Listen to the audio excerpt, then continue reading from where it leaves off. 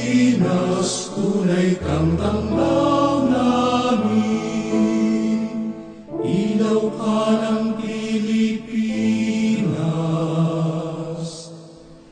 Sa isang pagkakataon, habang siya'y nagtatrabaho sa kaniyang bangka, ay tinawag siya ni Jesus upang sumama at maging isa sa kaniyang mga alagad.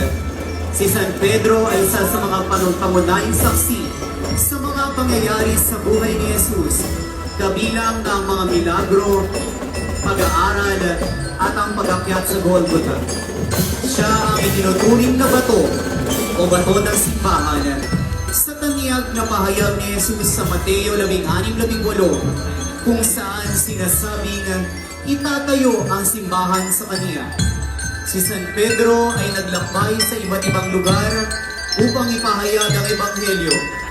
Ayon sa kasaysayan, hinarap niya ang mga sakuna at panganib habang naglalakbay upang itaguyod ang siya ng mga sulat na naging bahagi ng bagong tipan bilang patron ng mga mangingisda, pantayog ng simbahang Katoliko at simbolo ng pananampalataya at tibay. Ang buhay at kasaysayan ni San Pedro Apostol ay patuloy na nagpapahayag ng mga aral ng pananampalataya, pagbabalik loob at pag-asa sa mga Kristiyano at sa buong mundo.